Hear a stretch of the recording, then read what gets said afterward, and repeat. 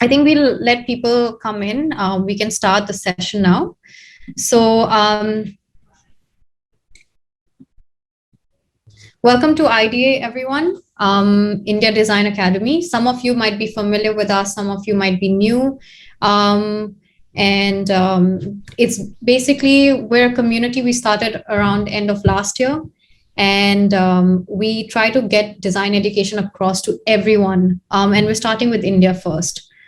So what IDA is about is it's a design education entity, and it's basically to democratize design. We're trying to create a movement where we're trying to make design accessible to everyone.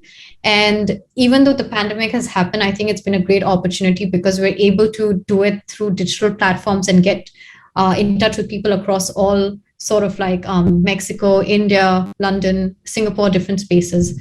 And this is mainly for design enthusiasts. No matter at which stage you are, you could be a student, you could be an aspiring professional, you could be someone who's switching from engineering to design. You could already be a designer, but you just want to learn more and know more. So this is basically, we're on a lot of different platforms. We're on Slack, we're on Instagram, we're on LinkedIn, we're on YouTube. All our other talks that we've done are all on YouTube as well. We're on Facebook. And you can just scan the QR code here to follow us. It'll take you to a Linktree link where you can see all the different links. And I think the most active one is Slack. So you can join our Slack group and you can just introduce yourself there. You can join our Instagram and LinkedIn as well. Yeah, and for Slack, we have like engagement, weekly engagement stuff as well. So we post design newses, design blogs, and weekly posts as well, so that everyone gets engaged and so that to learn about the design field. Yeah. So I don't worry. The QR code will also be available at the end of the talk. For those who can scan it in this moment, you can go ahead and do it. Throughout the talk as well, just please keep posting questions that you might have in the chat. And there will be a break where we will be taking 1 or 2 questions, and then we'll take more questions at the end of the session as well. So, let me just introduce you to Siddhi. She's a designer, she's a visual communicator, very much focused on illustration. And this talk focuses on, what it means to be a visual communication designer. And her practice is focused on the intersection of education and culture, which is quite a unique, I think it's quite a unique blend because it shows how education and culture sort of come together. She did her master's in visual communication from the Royal College of Art in London. And now she's the design lead at Justice Adda. And she's also the hands and eyes at Kalakarm curriculum. So please welcome her, everyone. And before we start, we have one question. So there are 2 images in front of you, 2 types of reports. We just wanted to ask you, have a look at it properly. Our question will be there soon. We just wanted to know which one out of these 2 do you prefer? Which one would you more likely read? And we're using this tool called Mentimeter. Sandeep will post the Menti code and the link for you to directly go there, or you can just scan the QR code and you can add this voting code 24627889 and you can just respond to the question right there. Yeah, I've posted the link on the chat. Maybe you can just use that as well. And there's the code as well. Yeah. So just scan this QR code. It'll take it directly to the website and just put the code in 24627889. I think the good thing about this platform is that we'll be able to see what everybody, it's anonymous, but we'll also be able to see everybody's responses to it as well. Okay, so, okay. Yeah. So I think that's the power of visual communication. Maybe if some of you would like, you can just sort of unmute yourself and also just let us know why you chose option number 1. Yeah. Don't worry, this is so we're design community, we're all friends here, and we just want to have a casual conversation. So feel free, no judgment here. Whatever you respond, uh, it's a good response. Somebody in the chat has said neither, and that's absolutely fine as well. But if you had no choice but to read a report for your board exams, which one would you prefer? For me, it looks like, this first one, option one, is more easy to understand and read. I don't want to read the other one. I don't want to read option two. Like first one is easy. I can just understand like with the graphs and all. Thanks for the response, Mansi. But I mean, the other one also has a graph, and the other one also has but that's tables. Not attractive, like colors and the shapes and all that. And we have given we have used an icons also for the like search icon and all that. I think I'm seeing the right thing. Yeah. So that makes it more easy to understand, and it makes interesting to see. And absolutely. It's more eye-catching and appealing, I guess. You feel like reading it. And I guess what's also quite nice is like the visuals. You don't need to read too much. The visuals, even Ravi says that he likes because of the correct design elements being used. And there's also easiness. There's also some ease in readability or ease in understanding what whoever's written the report is trying to communicate. Yeah. It's easy to scan also. It's easy to scan. That's true. Yeah. If you don't have much time, right? You just want to quickly read through something. That's a very good point. Yeah.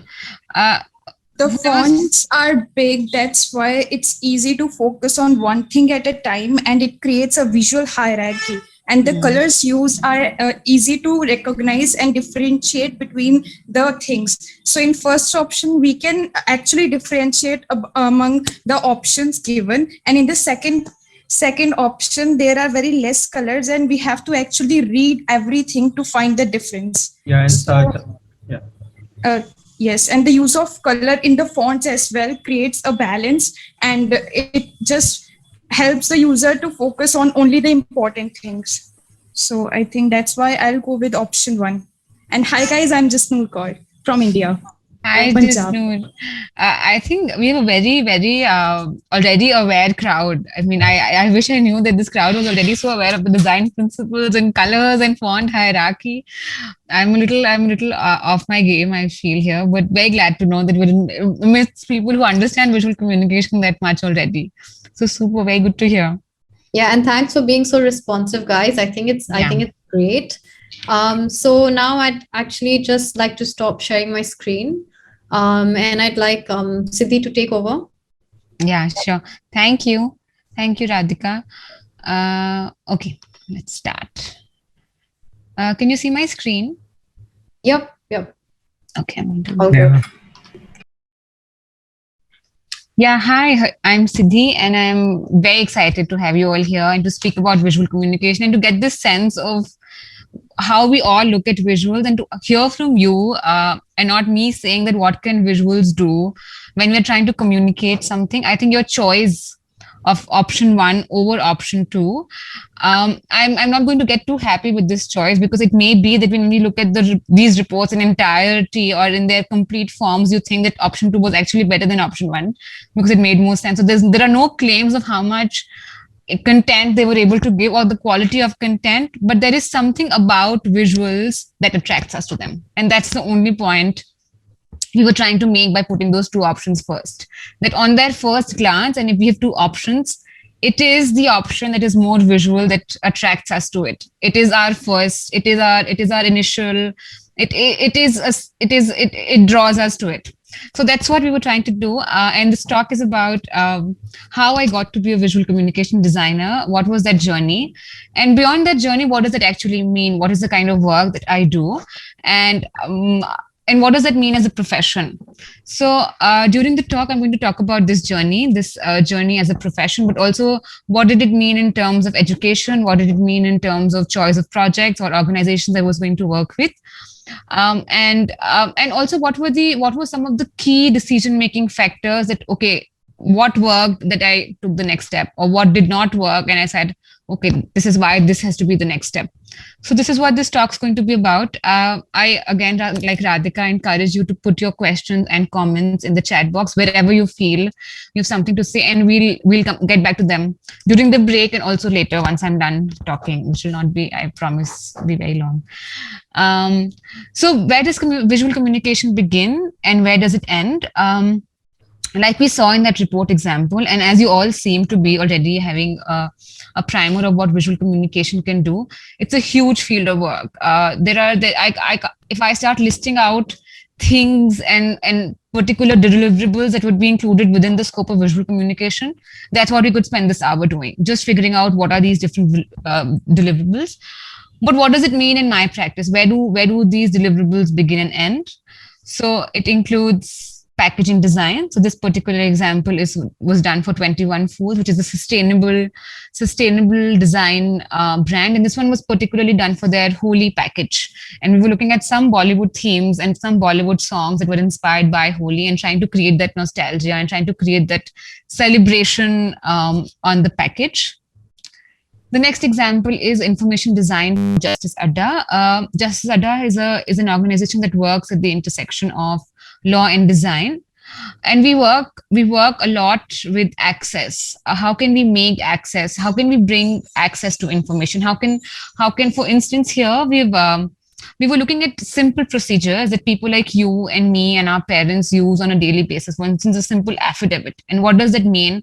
What does the document look like? What is the procedure to actually get an affidavit? And we wanted to create access to this information for us, for young audiences and for adult audiences through platforms like social media. So we work with lawyers, and we have designers on our team who figure out how can this information become accessible.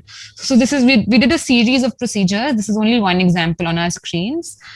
And what was very interesting for me was how the audience for this particular information sat on social media, how people were going to consume this on a platform which was completely visual. You don't go on Instagram today to do something that you do on Twitter, right? You go on Instagram because it is a visual platform, and you go there to see. So the fact that this was going to be the platform for people to consume information, so which is why it had to be visual, it had to be exciting, was very interesting. Another project is website design for Femlab.co. Femlab.co is a research project funded by IDRC. It's a project with very diverse teams, and I designed their website. I'm going to share a different screen to show you the website.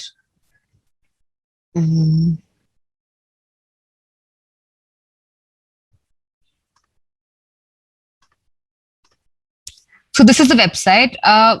Another role of visual communication here is this is a completely research-centric project where the idea is to get information on labor collectives, particularly in South Asian countries, about women.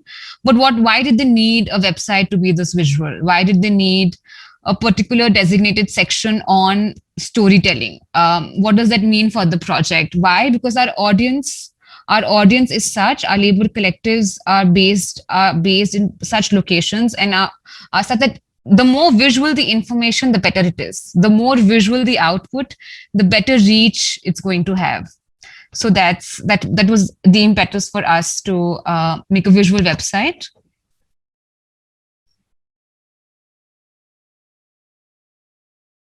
Another deliverable or another way in which visual communication works for me is for notes. So on our screen, whatever you see right now are notes that I've taken for myself.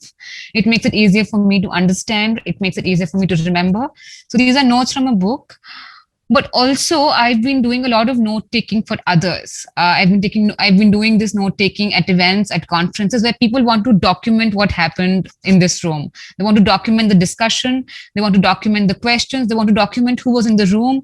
They want to document, and not only just document, but they also want a visual recollection of what took place here. How can we share this with our other stakeholders who couldn't come here, and also with those who did come and would want to remember what happened here.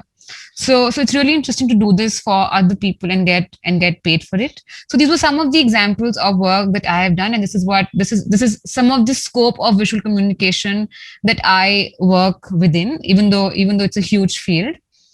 So this is what I do. but why and who am I? So why these choices? Why does my work look the way it looks? And why did I end up doing the projects that I did? And why not something else? So my mother and my grandmother are both textile designers. So since we were very, very young, so I'm the tiniest person on this in this illustration on the screen. And so I grew up constantly looking at textiles around us. I grew up constantly looking at people they were working with or traveling with them to communities where Indian crafts happen. And on that note, a very National Handloom Day to everybody. That's what we celebrate here in India today. But there was a very early introduction to Indian craft practices, and there was a very early introduction to just art around the house all the time. And it was never art was never something else. It was never just a painting. It was the sari my mother was wearing. It was the table mat we were using. It was the crockery we were using. It was in the little things. It was making rangoli on Diwali, or so it became a part of these daily practices. And I became really interested in these stories. I became really interested in why were we making rangoli? What did that mean? Or when we traveled to a particular community, what was the story there? Or why did this particular art form look like the way it did? And what was the story behind it? Which is some of what I wanted to explore in my undergrad. And I thought, okay, now is the time to actually, go beyond this hobby situation at home, to go beyond this having fun with art, and what would formalizing it at a degree level mean.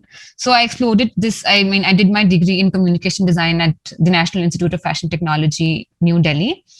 And I'd gone with this background. There were these certain I think hooks for me while exploring at my undergrad. So first was, of course, craft, and it gave me ample opportunity to explore it. So this is one of the examples of work that we did at college. So even though I was in communication design, I could work with the textile department, and this was a textile installation we came up with where we wanted to where we wanted to communicate how we had a plethora of craft practices in India, but how this tree was slowly coming to stagnation, how we were coming up, even though we pieced this together, and this is what the fabric of our country looked like, and the art fabric of our country looked like. This tree was slowly dying, how there was not enough funding, how there was not enough impetus for the next generation to take this up as employment. So this is what this textile installation was about. Another area that I was really interested in was research. So this was a research paper I had written about Pattachitra, which is an art form based in Odisha, particularly in Raghurajpur in Odisha. And after I'd written the research paper, I thought, who's going to read this research paper that I've written? And I've gone to Raghurajpur and I've spoken to so many Pattachitra artists. So I translated the research paper into this storybook, which can also be put on as a painting. And each flap of the storybook, so one flap contains the fact, which is from the research, and another fact contains a story, which is in the context of the fact. So you can display it in your house. And the idea was that, would communicating research in this manner mean I can reach a new audience? Would it mean that small children in their houses could be introduced to Pattachitra then in a very easy manner? And then if they were introduced to Pattachitra in this manner, would it mean that the next time they see a Pattachitra painting, they go and talk to the artist, or would they actually be encouraged to go buy that painting because, hey, now I understand what this is about. I know where this is from. I know why this looks like this. So that was some of the intention of translating the research into something this visual and in a format that is not a black and white research paper. And lastly, the area that I was very interested in was education. And as a communication design person, I was trying to see that how is art taught in a classroom, and the particular and this research, this was at a school called Mirambika, which is in Delhi, and I was teaching there for a short period of time, when we were trying to investigate that what happens when folk art is introduced in the school. So that was the question, and I completely looked at this as a communication design project. That there is this practice, and there is this classroom, and this classroom gives me my audience, which is different students belonging to different age groups. How can this communication be done via art? I mean, this is an art form. So what are we going to do? And it was a really interesting experiment.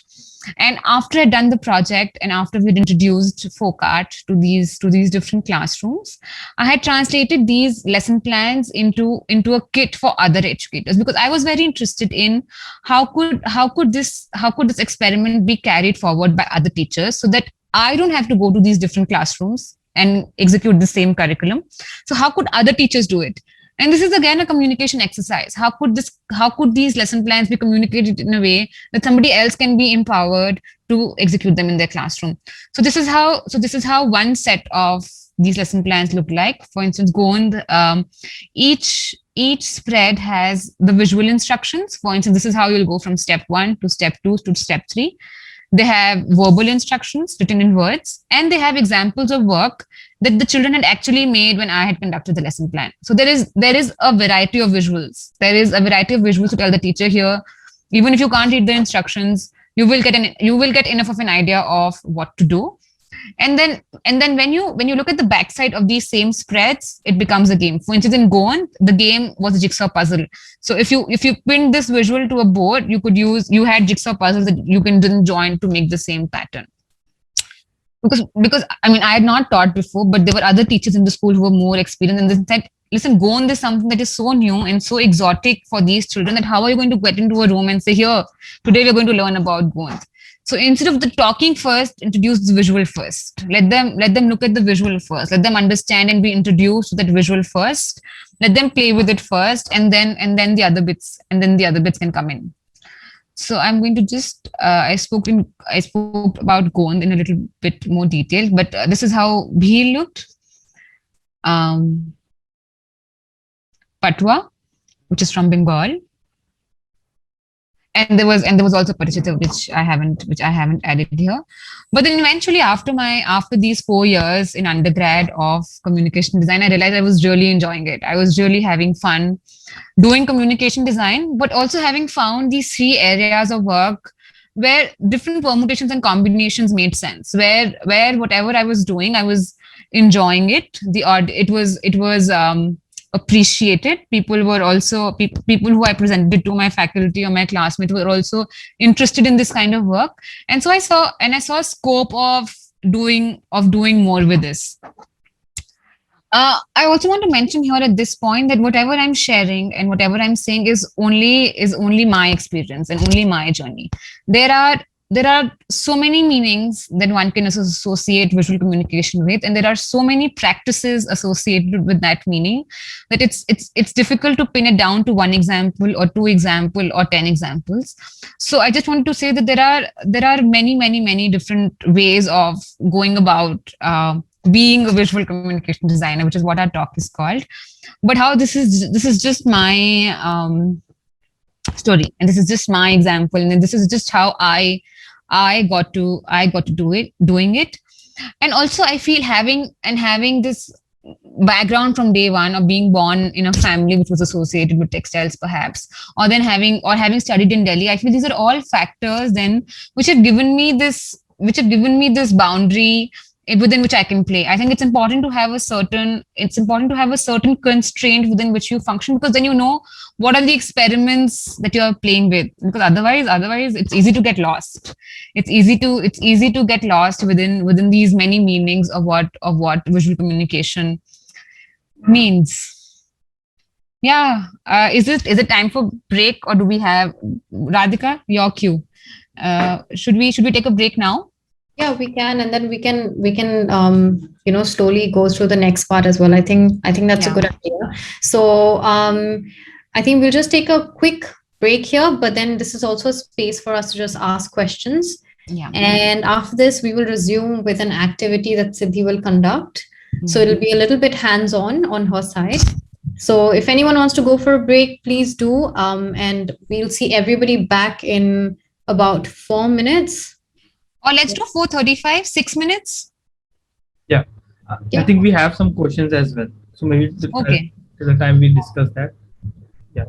Yeah. So Vishwanath is asking, is Kali Ghat? Do you want to unmute yourself, Vishwant, and just ask the question maybe? Yes, ma'am. Yeah. I think Kali Ghat Pattachitra is different from Pattachitra, isn't it? Yeah, it is. It is. Kalighat.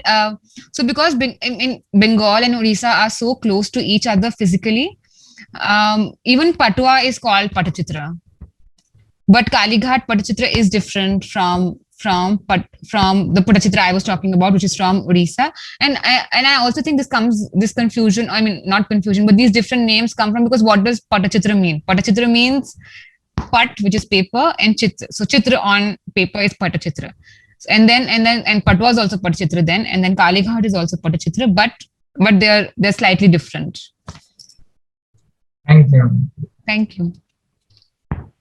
Wait, I have a question just following up with that. So is it that they all come from different origins? That's why they have different names? Difficult to say, but difficult to say that is it just based on origins that they have different names? Because obviously, I mean that is a reason, but who named them and why did they get these names? I think this is a very community driven decision, and it's being made by the community which practices it. So I know what the name means, but why is not the answer. Okay. I think we have one more question by Mano Priyanga. Mhm. Yeah. Are you here, Mano? Hi, this is Manu from Malaysia, Kuala Lumpur. I'm joining from Kuala Lumpur. Nice. I just want to know a bit about accessibility in visual communication design. Thank you. Thank you for your question, Manu. This is what I believe in. I'm sure there's research also, and I'm sure there are people there are different motivations for using visual communication, and there are different objectives for why would you get a visual communication designer on board for a project, let's say. And I have realized that there is definitely some hints and shades of access that come into the picture. There is you do want to reach, either you have a specific audience which you think will be more interested in what you are saying because you have visuals, or you're trying to reach a new audience who you feel will understand what you are saying because you have visuals. So I think visual communication and accessibility are very interlinked. But is there anything more particular about visual communication and accessibility that you want to know? About the color codes, how for the colorblind people, how it goes, because visual communication is more about the colors, right? So how? I think yes, I think it is about color. It is about many things, and colors is one of those things that it's about. But if your audience is people who are colorblind, then there is a combination of colors that you think there is a kind of printing that you can do. There is also you could do a certain kind of printing, and you could make a visual in a certain kind of way, and then you could give people who are colorblind specific glasses which could have colors on them that would allow them to see those different colors, and that would create access. So I think it's not just changing colors that would help. Changing colors is the first step. Then that gives you a constraint that tells you that okay, you can use these colors because this is your audience, and that's what you can use for them. But there are lots of other layers to it. Thank you so much. You're welcome. Sandeep, I think we'll take one more question and then we'll leave the rest for the end of the talk. Yeah. So maybe we can just have, I think Anmol Mehtani has a question. Mm-hmm. Yeah. Maybe you want to unmute yourself if you're here, Anmol. Hello everyone. Hi. Okay. So I wanted to know that you have been in this visual communication industry for so long. So do you think in this field, is it important to have our own style? No. I'm a little advert to saying that it's okay. Maybe it is important. You can have a style if you want, but it is not the driving force. It's not that you'll be more successful because you have a style. I don't think it's a success factor. It's a choice factor. And what I've realized is that I think you have to have, if you don't have I mean, whether you have a style or you don't have a style, what you have to have is a variety of work. And you have to say that this is what I can do. And this is what so I mean, even if you are into designing reports, or if you're into designing visuals for a report, you have to have a variety of reports to say, I can do this, and I can do this, and I can do this, and I can do this. So it's not so important to have a style, but it's important to exemplify that you can do it, to show it that you can do it. Makes sense. Thank you. You're welcome. Okay, so I think we're right on time. And thank you for your questions. Please flood the chat with more questions and we'll take them on later.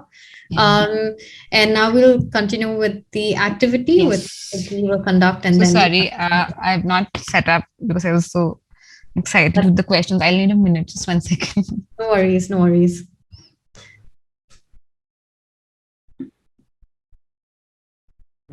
I think till then, maybe everyone can just turn off their videos and we can have a screenshot so that we can share it on a social media. So yeah, and we can all tag you as well, and maybe you can also take screenshots and you can tag us as well. So yeah. Yep. So if anyone's, maybe all of you can just turn on your videos really quick. We just thank you, Sneha. Yeah, thank you, Bhaskar. Bhaskar. Yeah. And then we'll just take a quick picture, and feel free to take screenshots of whatever Siddhi is sharing as well. But it'll also be, it's being recorded and it'll be put on YouTube as well. Yeah. So not to worry about that. Yeah, just, okay. Some more maybe.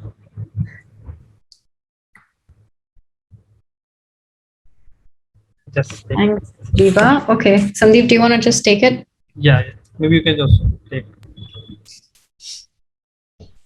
I'm ready Yeah. for the photo and just my activity generally.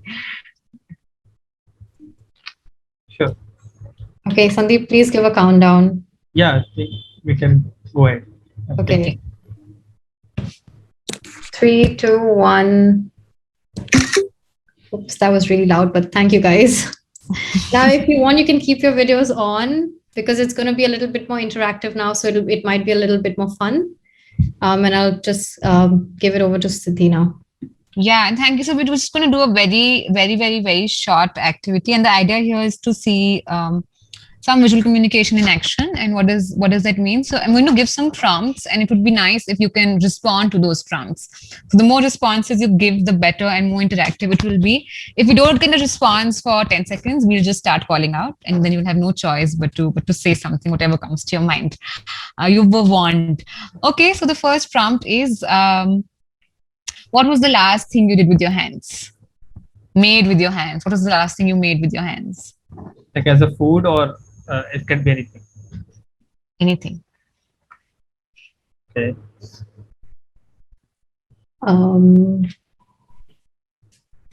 I made coffee. So, yeah. Nice. How was that coffee, Sandeep? Yeah, it was tasty. Tasty? Yeah. Okay, nice. Who else had coffee recently?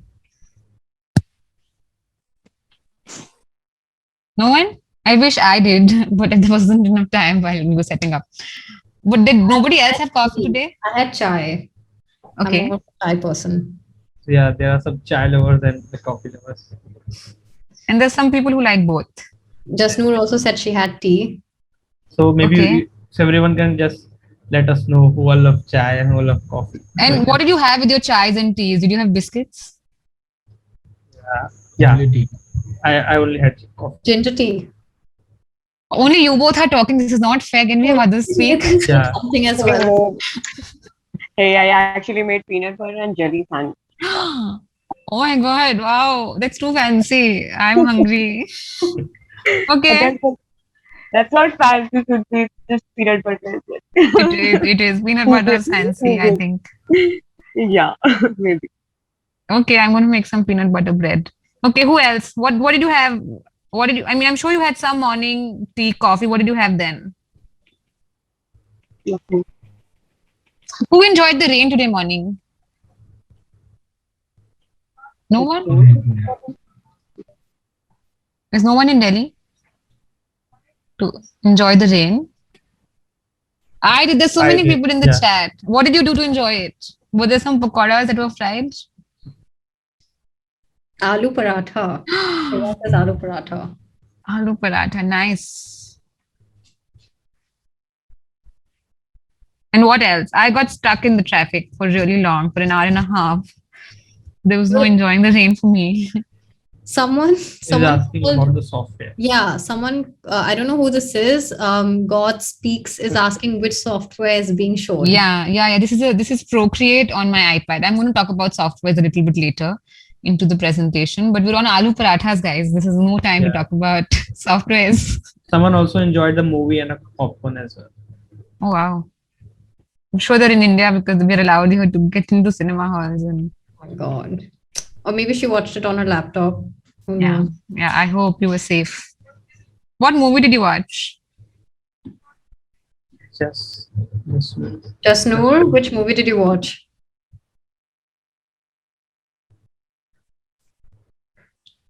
Good Doctor. Oh, Good Doctor. Oh yeah, I've been watching that as well. I haven't seen it, so I'm just going to make a stethoscope because I know nothing about this. Okay. And our friend in Kuala Lumpur said it was really hot, and I can completely resonate with that because I'm in Singapore. Okay. It's very hot in Singapore as well. How hot? Like warm air hot. Around 30, 35 degrees, I guess. 35 is not hot, guys. Come to Delhi. In Indonesia as well. So Ravi and Maria says it's also really hot in Indonesia. And what are you all doing tomorrow? It's a Sunday.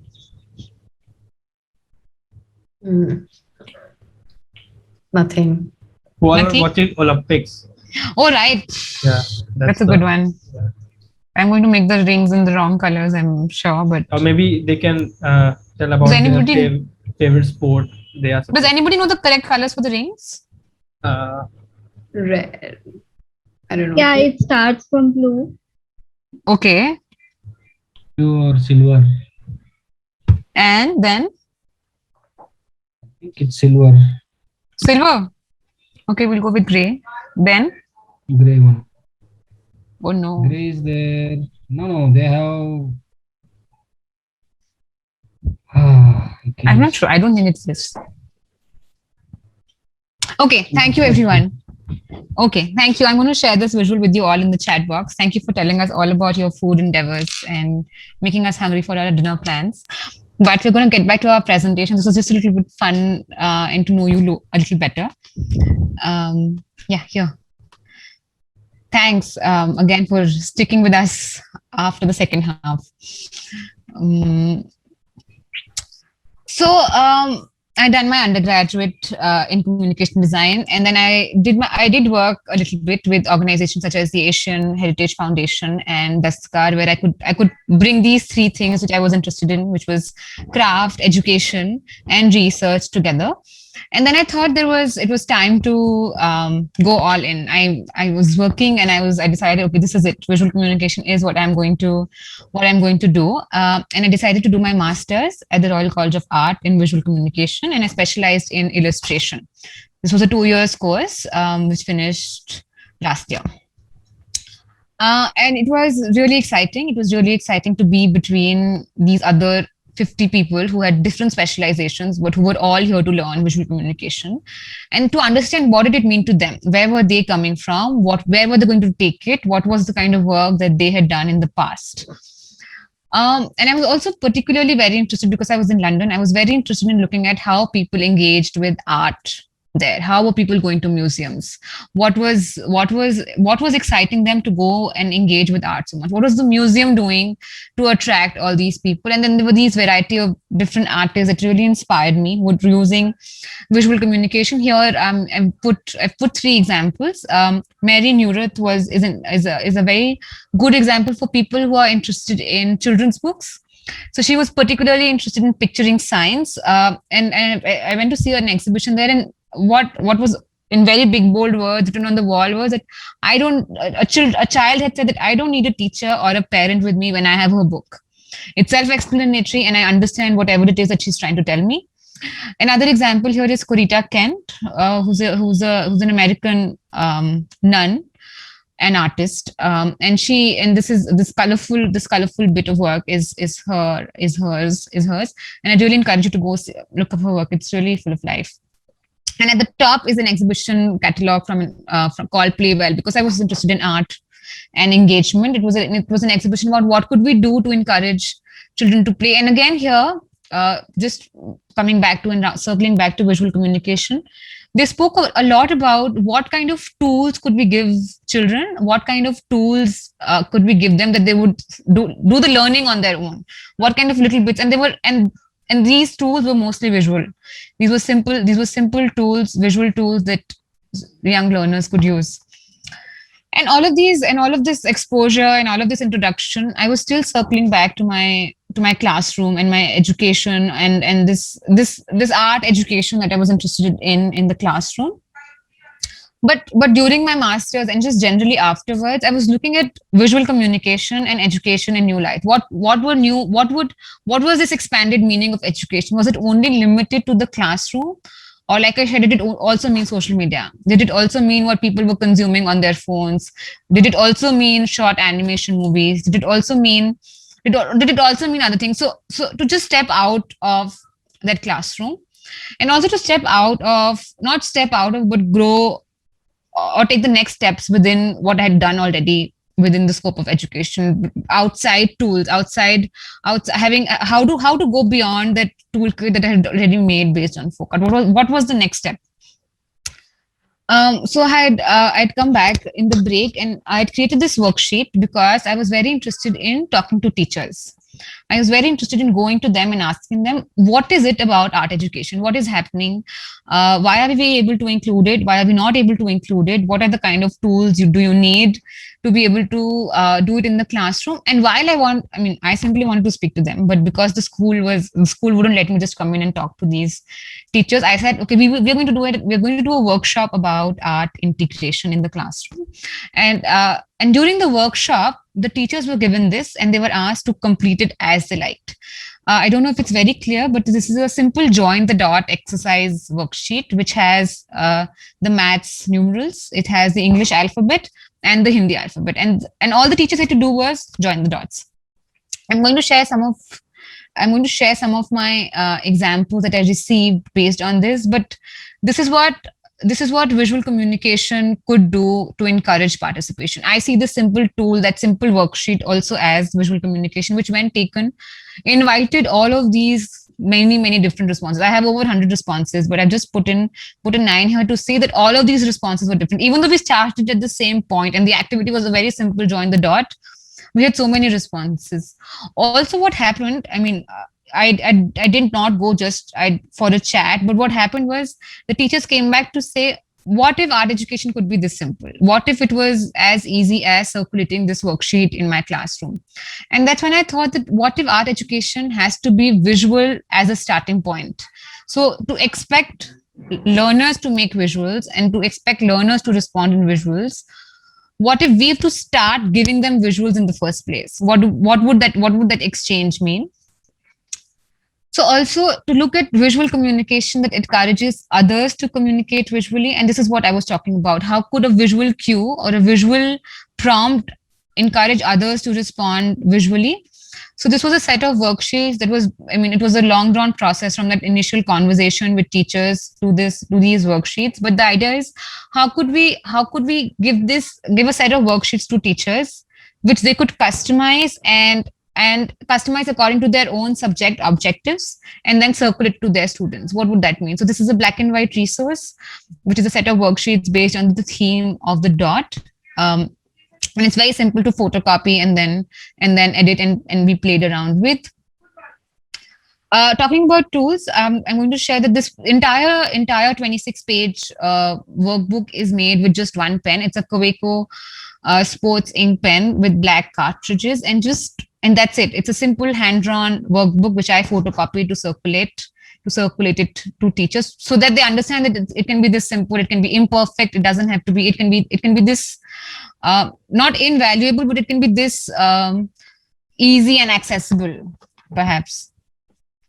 And visual communication that disseminates. What I mean by disseminates is, what if you have some information that you want me to distribute for you? What can I do for your information that makes it easy for others, for you to distribute it within your target audience? So, for instance, here is an example. This is a curriculum designed by the Missing Link Trust. It's called the Missing Awareness and Safety School Program. They had their curriculum ready, and they got me on board to visualize the curriculum into these short videos. It's many hours of animation. I'm just going to share one small clip with you all. I'm sorry if the volume is very, very loud.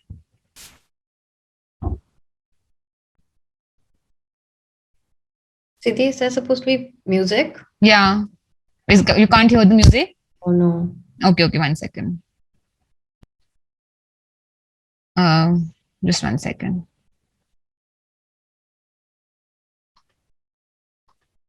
It'll come now. Online predators do not fit any one mold or stereotype. They come from all walks of life. Seemingly upstanding citizens have been caught enticing children. On the internet, anyone can pose as a peer or as a trustworthy person to manipulate children. They collect information about a potential victim, manipulate certain pieces of information relating to the victim's identity to appear as a trustworthy person and move on to tricking and trapping potential victims. This is called social engineering. Yeah, this is just one example of the many videos, but the role of visual communication here. So translating those Word document curriculums into something that children could understand. Tools. What did I use to make this? So I used to work on a Wacom intros, which I used to then first make the visuals on Photoshop and then animate on After Effects. But it's been a while since I've shifted to the iPad and use Procreate, and it's really a good investment for anybody, I feel, who spends enough time making visuals or animating. So this is what I've used to make these videos. Visual communication that translates. I'll share a project, but there's a lot of times where it's not just where it's about getting to a new audience. It's about translating something which is in a form which would not make sense to a new group of people, or which would not make sense to the general audience. For instance, here we're talking about a research report that was written about just youth in schools in Bihar and Uttar Pradesh, and why were they leaving schools? Who was in schools? What were the reasons? And I mean, if somebody told me that this is what their report was about, I wouldn't even ask them about what were the conclusions or what was. There'd be a huge barrier between me and the report into me getting any information out of it. So the team decided to make a short 3-minute animation about this report, so that not only people who were based in that, who were actually researched upon, who had actually given the data for the research, would be able to see it, but also people like you and me would be able to see this report and then maybe perhaps go in and read more. I'm going to share a very short trailer for this animation. It's a 3-minute long animation. I'm happy to share the link if you want to see it later. हमारे देश में लगभग 5 से 6 साल की उम्र में बच्चे स्कूल जाना शुरू करते हैं। स्कूल और पढ़ाई के सफर पर निकले ये नन्हे छात्र अपने साथ अपने बचपन की मासूमियत और जिज्ञासा लिए चलते हैं। उनके इस सुहाने सफर की कहानी हम लेकर आ रहे हैं 23 जुलाई शाम 5 बजे। देखना मत भूलिएगा। शिक्षा, पहुंच और युवा एक नए सफर की ओर। Yeah, I'm also just going to share a little bit about the process of how we got this video. So this was I received the script for this animation, and I had laid out this very brief and short storyboard to send to the client and say, this is what I'm going to do. And then we had a meeting, and this is what the meeting was. It was a lot of crosses and a lot of details and a lot of changes and a lot of discussions on this is what it can be and this is what that can be and why don't we do this. After which I had then I'd made the edits to the storyboard and say, okay, this is what this scene could be and this is what that scene could be. It's the initial 4-5 screens that you just saw in this short introduction trailer. And then after we were through the storyboard, we decided what colors we wanted to use. Now, because it was based in UP and Bihar, we wanted to retain that flavor. So I looked at the toys, which is a craft from Uttar Pradesh that they make with the wooden toys, and looked at those colors, and then Madhubani from Bihar. So that's how the color palette was decided. Of course, Madhubani has a very distinct visual language. But there was also these rangolis that the researchers had saw in UP, and the brief was that we have to mix the two styles. It should never look like one dominates the other. And then we made one frame, one artwork to signify what the style throughout the animation is going to be. And then this is how the storyboard was sent to the client. Where each scene was broken down. This is how it's going to be. The script that was going to be was in the next column, and then a description of whatever the visuals did not include, of how will it move from one scene to the other. And after which we started making the final animation. I have only used one app to make this entire thing, which is called Rough Animator on the iPad. I'd recommend it to anyone who's a fresher and wants to make or wants to play with their iPad and make some stop motion or make some frame by frame hand drawn animation. It's a great software. It's very easy to use. So just beginning to wrap up what I just spoke about, that I hope I have been able to communicate that it's a huge field and you cannot pin it down to just my example or even 10 other examples. It's a these two words together mean too many things. But I was interested in how this thing fit into these other things that I was interested in, which were craft, education, and research. And I feel all my work so far has been sitting inside and outside these areas, and it's a combination and permutation of these different circles, I guess, intersecting at different places. So I'm very happy about that I was able to do what I wanted to do, and I didn't have to change these things because they were not professionally viable. I've spoken a little bit about tools, but just to say that, like you were talking about style, I feel your style sometimes guides what tools you want to use. And my style is on Procreate, or my style is this particular pencil that I use. I let my briefs decide what tools I'm going to use, what would work best for that. I was telling Radhika earlier also, but that if I had to draw for myself, I wouldn't know what colors to start with, because it's so difficult to make that decision or to make that choice. So I go with colorful, which is all the colors. But so I feel that's which is the difference between which is why this is not a fine arts presentation or just an art presentation, and it's a visual communication design presentation, because it is guided by and it depends on the audience. It is not something I do just because I like to do it. There's somebody who usually pays, and there is somebody who's usually supposed to be understanding that information that we want to communicate via visuals. And then lastly, just this is my work design, and I just wanted to talk about working independently and how it's really exciting because you get to do a variety of work, but there's also a bit of precarity that comes with it because you don't know what's going to happen next month or the month after that, and also your own rate decider, you're your own invoicing person, you're your own accountant, you're your own pitching person, you're your own admin person, you're your own looking for more projects person. So it's really fun, but it's also it's not for everyone. I feel it's not secure. There's no security. So it's a choice that you make, and I'm happy with it so far. We'll see where it goes, but it's again a choice. Yeah, that's it. These are some ways you can get in touch with me, and it was really nice being here today. Thank you.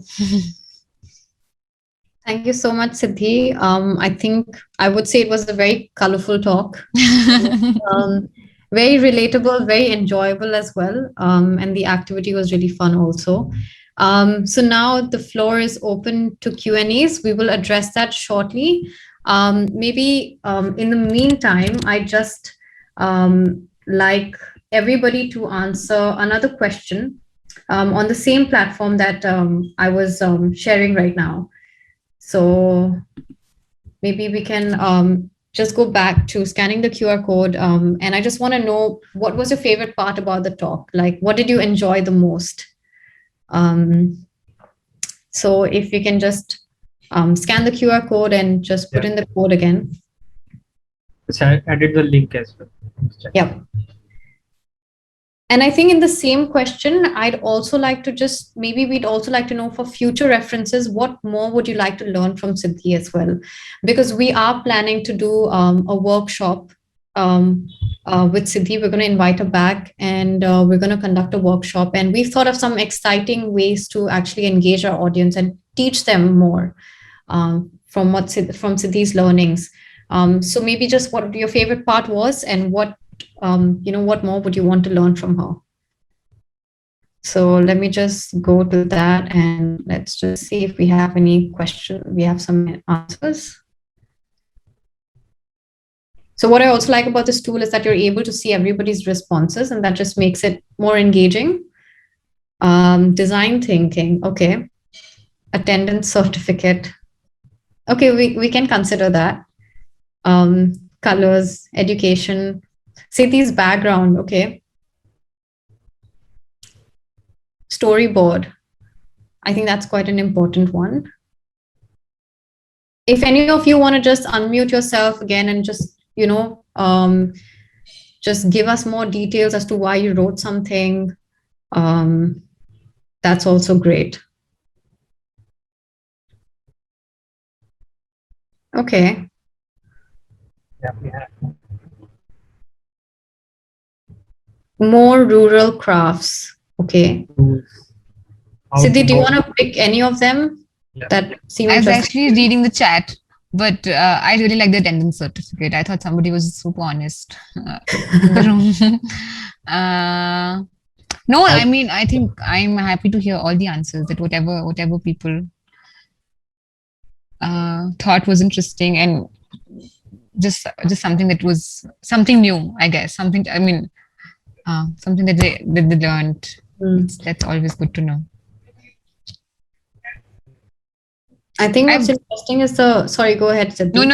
You go ahead first. No, I was saying how to work as a freelancer, because you were talking about that, and I think that's a very real and challenging space. Yeah, Agreed. I think that's a really a good question as well, because a lot of people want to work as a freelancer, but they don't get actually how to actually come up and showcase their work to the clients. So I think that is something we can discuss.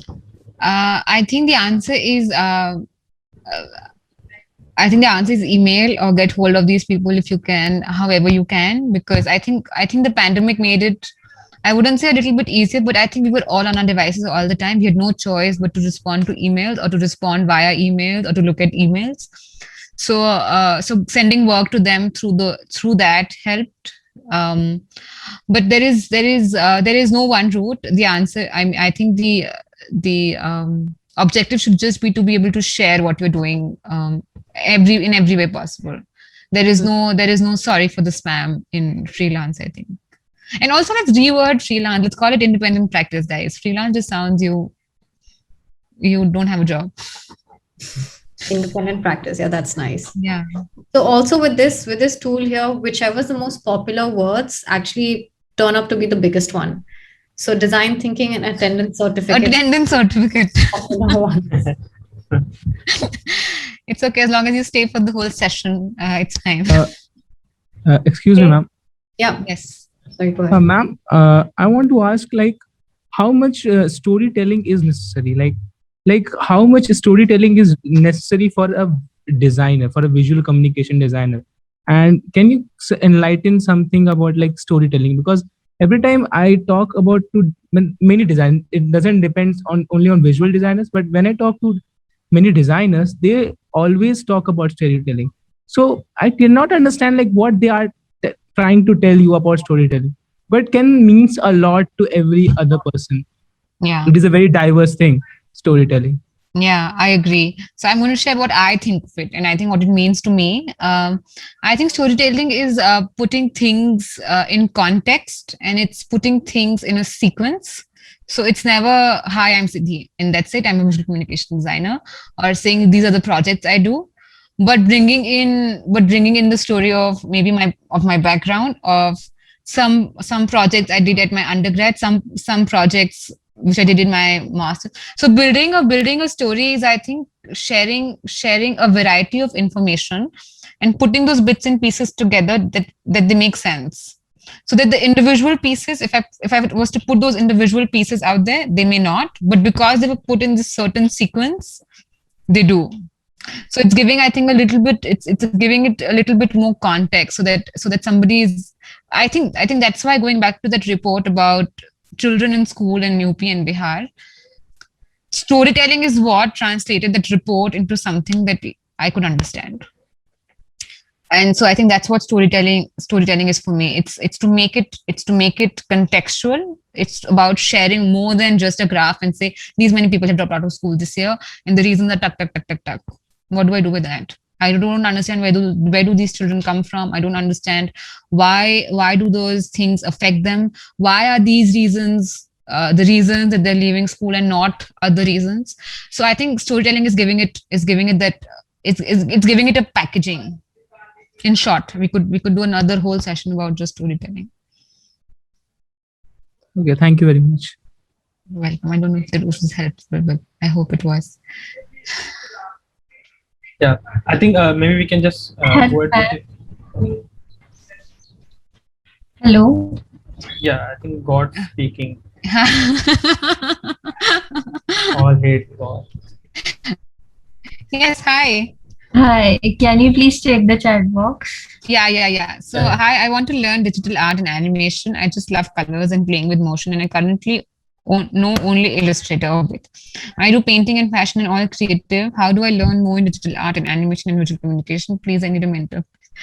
I've said this before also, every course I've paid for at undergrad and masters did not teach me any of these softwares. I learned them myself.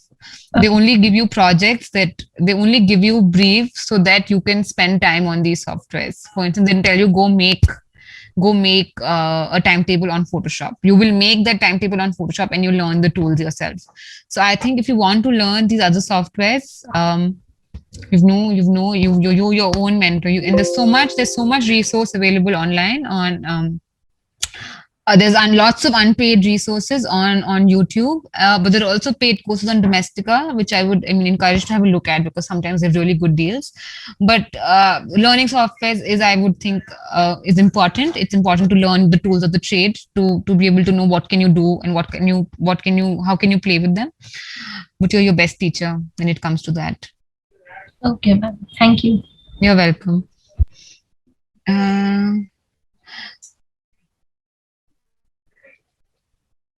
I think we can just go in order. So let's start with the questions that we had. I think Mridu might have asked a question. We might have already sort of responded to that. So she asked. Sorry, go ahead. Yeah, go ahead.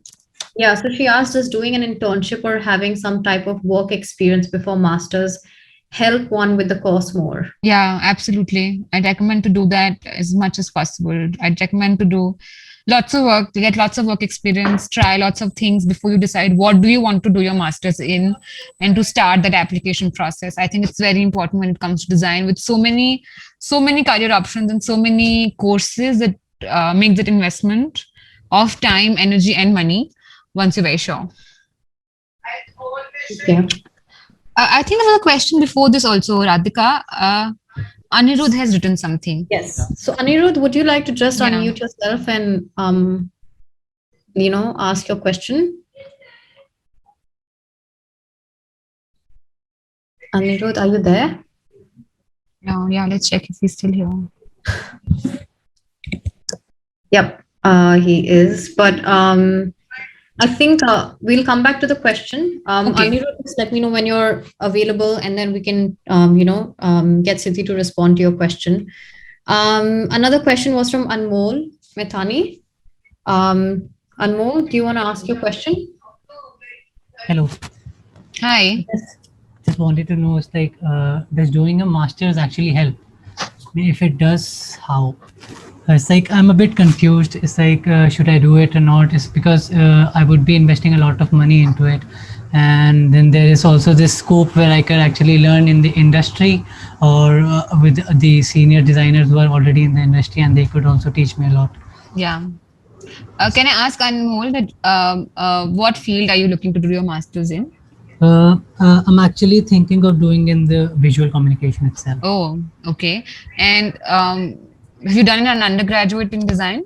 Yes, I have actually done it under digital design. It was basically a generic design undergraduate where I was actually taught almost all the aspects of the digital design, be it animation, visual communication, identity design, or Okay. UI UX. And this finished when? This year itself. Oh, then I would not recommend a master's right now at all. Especially in design, I feel you should at least work for a year, if not two. And because, like you said, I think most undergraduate courses are planned such that you're able to do different things because like you said, digital design and visual communication, whatever you choose to do your undergraduate in, it could mean so many things, right? So it's important for that undergraduate course to give you a flavor of all of these things. So I would recommend that in this year, try these different things that you think you could possibly enjoy doing. Yeah, and see what does that mean professionally. What does the industry look like? What does doing it under pressure of a deadline, which is more serious than a college deadline, mean? Are you actually enjoying it? Is this actually something? Is the work-life balance in this field particularly something that you're enjoying? So I would say do a year of work and then decide what is it that you do your master's in. Because what we're doing it because thankfully we are in a position currently where there are enough jobs in visual communication and just design generally, right? Yes. So get that job, get the work experience, and then I think you'll be able to answer yourself that what is this one step up going to do for me, right? Because right now because you don't have that work experience, you don't know what is this new education going to bring for you, right? Because you've not fully exhausted what that undergraduate education has brought to you. Makes sense. Thank you. You're welcome. And maybe something that I just like to add to that, Anmol, is that sometimes like what you've studied, when you go and further that, or you further your specialization in that, and then you go into the working world, you realize that that's not what you actually want to do, because what you study and when you work, the experience is very different. So if you actually like do an internship or a job or something for a bit, then you'll at least be able to see the variety of work that you're doing and see what you really enjoy in it and then specialize in it. True. I mean, I actually started as of trying to pursue UI UX design. I did internships under it, and while pursuing and exploring, I actually realized that my interest lies more toward visual communication design. So I'm actually pursuing that, learning more about it. Yeah, so see, already one internship has given you some insights. Imagine what happens after 6 months. Yeah, thank you. You're welcome. Anirudh has written to say his mic's not working. Oh, Anirudh, you're okay. So I'll just read it out and then she can just respond to it. So he says that he's a former communication design student, not quite a designer, and recently dropped out of communication design after a year and a half because it was too expensive and was only taking him in one direction and equipping him for a more corporate job than he had the idea of. So he's currently doing an online course in illustration, but doesn't know which direction should he go in to begin to develop a sense of originality in his work. And it is evident that through his work, he's trying to get somewhere good, but yeah, he just feels like he's going back to very general stuff. So I think there are a few questions here. I'll start with the last question. I think when we begin doing something very new, but whatever that is, whether that's painting or dancing or anything that's skill-based, it begins by doing things that other people have already done. It begins by doing things that you like around you. So if your work is looking like the generic stuff, it would also be that it seems generic to you because that's the kind of aesthetic you like and that's what you see around you and that's what your work is also looking like. So that's not a bad thing, first of all. So I think that's fine. That's how we all do something when we start doing something new. It always looks like it's all, I mean, you could put it in a shelf and it would not stand out, but that's what it's supposed to do. You're supposed to learn the rules first. You're supposed to learn the skills first so that it can look different. And then this hang up with originality, I feel, is I don't know where it comes from, and I don't know what good it does. But I think what's important is to be able to do the kind of work you want to do. And that's what's important. So, and if it looks, and when you do that, it'll automatically be authentic because that's what you want to do. And because you are, it's a combination of factors. Anirudh has done communication design, and then he's left it and he's done illustration from somebody else, and there's a certain aesthetic that you like. So it'll automatically be new and fresh. I think the key is to get over this phase, and to instead of leaving it here, get over it by doing enough of it. So do this. So make this work that you think looks like things that you're already looking at around you, and that's fine. That's absolutely fine. And in fact, tag these people whose works you think it looks like, and get some social media following, because why not? But I think that's absolutely fine if your work looks like that. The other thing about communication design degrees, and it seeming like it is taking you in a single direction and equipping you for more corporate jobs, and if that's not what you want, I think you can create your own niche and you can create your own practice and you can get projects. You can do it. It's possible. It's not easy. That's the flip side. So, and that only comes with when you do enough work and you can send it across to enough people who say, okay, we'd like you to do it for you. So I think the steps forward are to do this work, and also then to get in touch with people who you'd like to work for. Because of, and ask yourself why do I want to work with them? And I mean, if it is Google that you want to work with, why do I want to work with Google, and why should Google get me? Do I know enough about Google? Is it something new that I bring to the table? What is it that makes me perfect for Google? And if it's not Google, it's the World Wildlife Fund. Create work that you think World Wildlife Fund would be interested in. What I think the point is, there is enough work and there are enough people who would be interested in the work that you're doing. You just have to keep making. Okay. Thanks a lot for that, Siddhi. So we do have a few more questions, so we'll just move on to those. Shan, I think you have one question. Do you want to unmute and ask your question?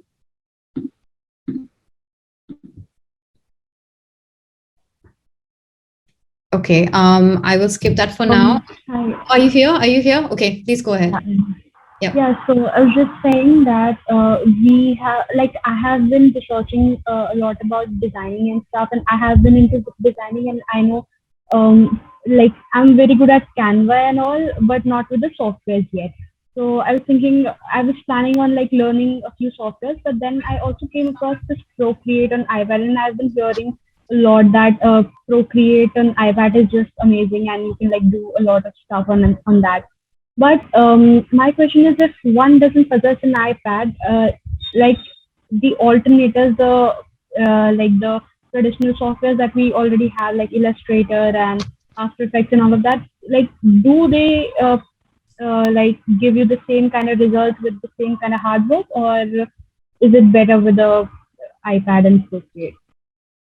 I would say that because you're making a jump from Canva, which is what you're using right now, I would definitely suggest that stick to the softwares, do the Photoshop and Illustrator. They're equally good. They're both substitutes. I think what they ease out is the logistics. That can I sit on my bed and work and not have to come to a table where my PC is? That's what the ease is.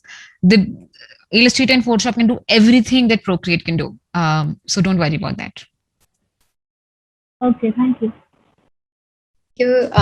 Okay, so also I think one of the participants asked whether the session will be recorded. So once again, the session will be recorded. It's being recorded now, and it will be put on our YouTube channel. So you can always go and refer back to it as well. But do stay tuned to just listen to Siddhi's responses for the rest of the questions. We have a question from Jovan. Would you like to ask your question? Let me see. Jovan, are you there? Okay, we will maybe just skip that question for now. Um, Mansi said she has a question. yeah, Mansi, please go ahead.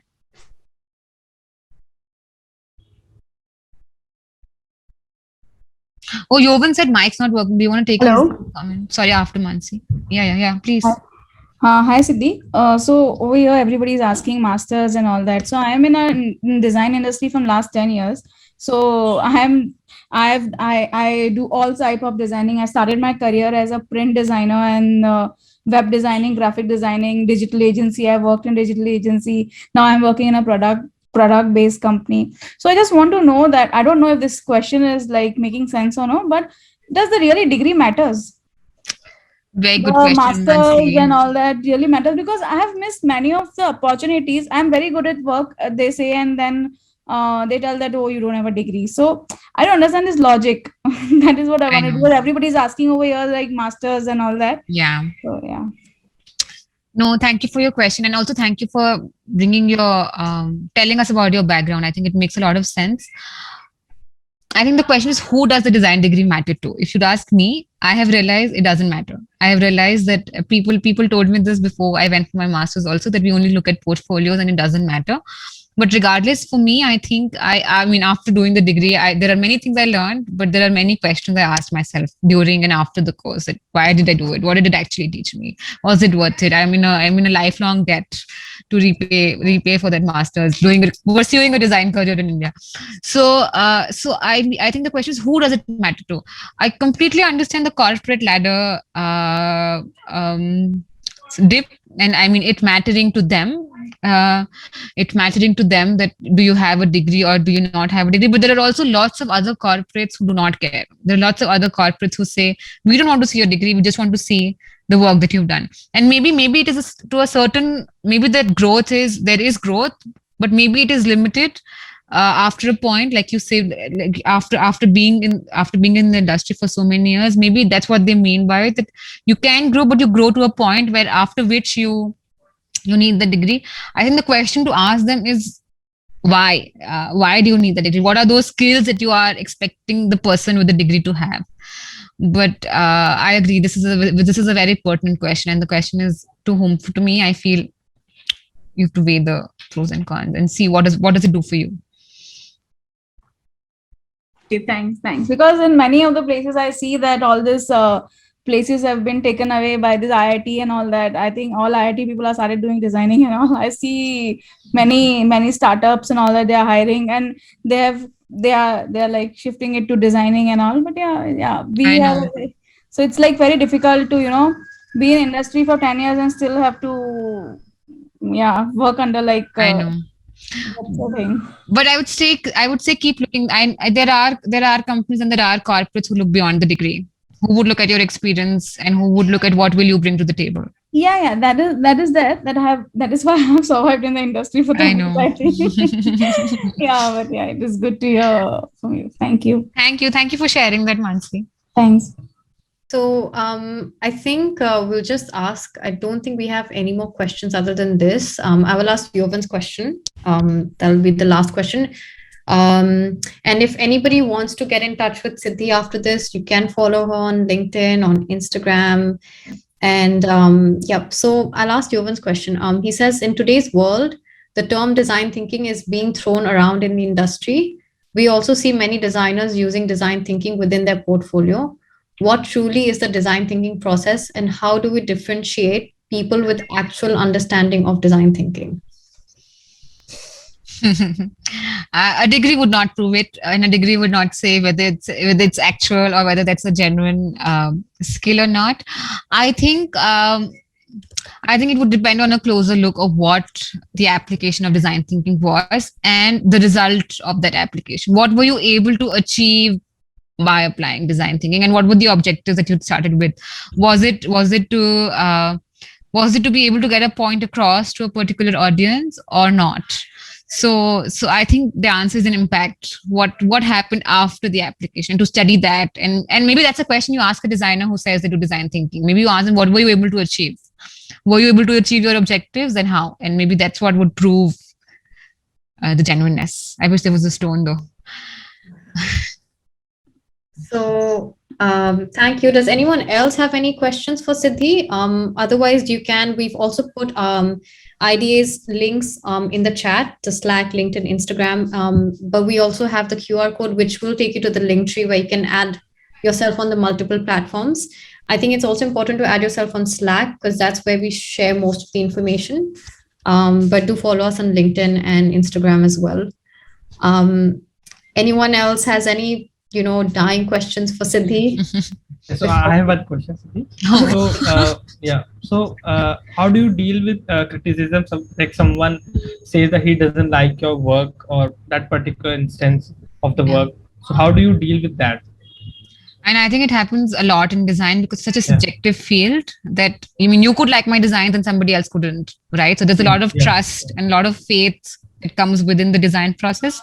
I think how I deal with criticism is, I think it depends what they're saying. If I feel it is valid. And I think it's important that if you take a client on board, that they should be satisfied because it's a design, you're a designer, right? And you're here in between your practice, but you're here also to meet their objectives, and they have to have a say in how you meet those objectives because there are 15 other ways. There are 15 ways of making a boy, but it has to be one which you like and they're happy with, right? And how I deal with, I think it's a discussion, and I think the discussion is usually to understand what is it that they want.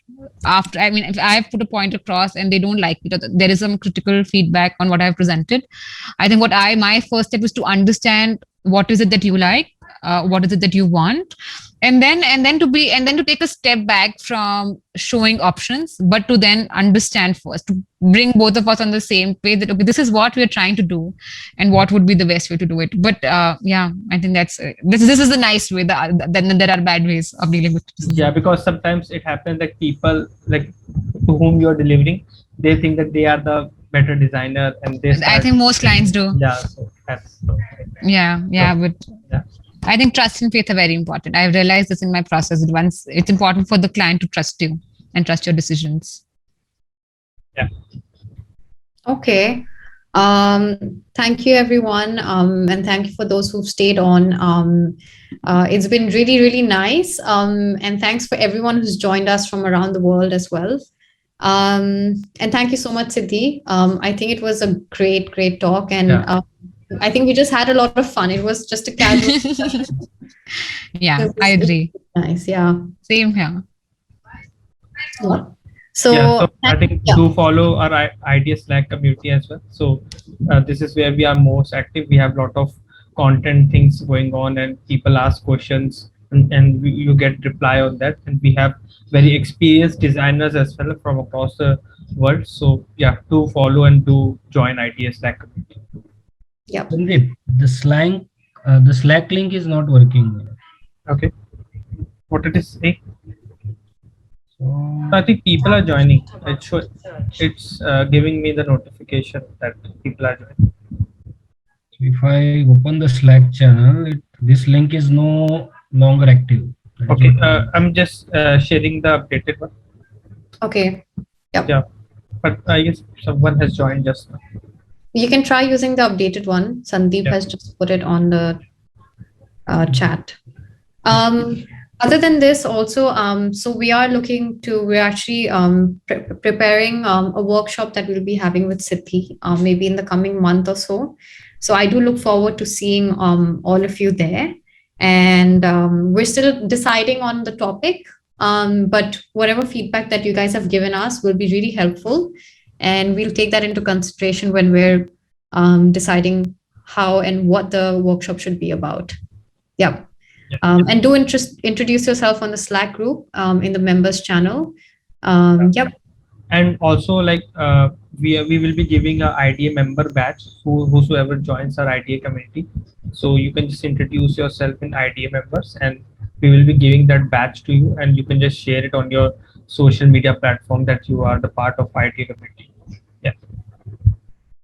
Okay. Thank you so much, everyone. Siddhi, anything you want to say to? I really enjoyed this, and it was really nice to be speaking to people from different people, just people interested in design and just design enthusiasts, as you say. It was nice to have a good mix, and yeah, really happy to have been here and to become a part of the IDA community. Thank you for having me. Thank you. Thank you, everyone. If there are no further questions, we'll be closing this meeting. Take care, everyone, and we hope to see you during the workshop.